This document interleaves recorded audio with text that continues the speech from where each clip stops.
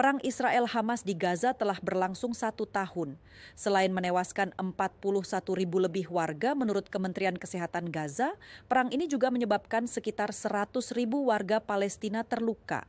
Sebagian pasien ditangani relawan Indonesia di Gaza yang sudah kembali bekerja di sana meski perang masih terjadi. Alhamdulillah teman-teman Fikri bisa Rofiul Haq tak bisa membendung rasa haru ketika bisa bertemu. kembali menginjakkan kaki ke Rumah Sakit Ini kita Indonesia di Beit sudah sampai Lahia, di Gaza Rumah Sakit Utara, Indonesia setelah di lama bawah mengungsi ini. akibat perang Israel-Hamas. Senangnya juga ada rasa bahagia juga bisa balik ke Rumah Sakit Indonesia. Kita sudah hampir kurang lebih 4 tahun lah tinggal di Wisma ini. Akhir November 2023, Israel mengepung lalu menduduki Rumah Sakit Indonesia atas tuduhan dimanfaatkan untuk aktivitas Hamas. Ketiga relawan mengungsi ke Gaza Selatan. Desember, Farid Sansabil Al-Ayubi kembali ke tanah air, sementara Fikri dan rekannya Reza Ardila Kurniawan bertahan. Sejak Agustus, Fikri maupun Reza kembali menginjakkan kaki ke Gaza Utara. Keduanya bergantian menemani sejumlah tenaga medis yang bertugas di Rumah Sakit Indonesia di Gaza Utara atau posko di Deir Bala, Gaza Tengah. Perjalanan dari Gaza Tengah menuju Gaza Utara tidak cukup mudah sih sebenarnya perjalanan tersebut. Medannya yang sangat ekstrim dan juga pengamanannya, terutama ketika di checkpoint juga yang mengerikan lah karena dipantau oleh drone dari Israel. Prioritas Mercy sebagai penyelenggara layanan kesehatan di Rumah Sakit Indonesia adalah pemulihan layanan segera. PEDI ke Utara, beliau juga sudah melakukan asesmen. Ada beberapa hal yang memang sudah kita kerjakan. Yang saat ini berlangsung adalah memperbaiki Wisma Indonesia sebagai tempat timnya ini tinggal berkantor. Yang kedua, kita membantu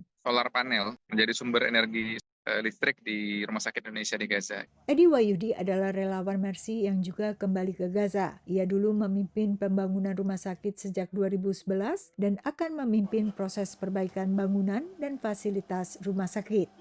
Meski telah bisa kembali mengobati pasien, para dokter dari berbagai spesialisasi dan juga relawan rumah sakit dari Mercy Indonesia mengalami berbagai keterbatasan pasokan obat maupun peralatan di Gaza. Kadang bahkan lampu ponsel digunakan saat perawatan karena keterbatasan listrik. Luka yang ditanganinya pun bervariasi, mulai dari luka ringan, luka bakar, hingga luka yang mengharuskan amputasi. Salah satu relawan dokter spesialis bedah plastik rekonstruktif dari Jakarta menceritakan pengalamannya kepada VOA. Bedah plastik samalah semua dokter bedah gitu, semua punya standar bekerja, artinya standar bekerja, standar hasil yang ingin kita capai.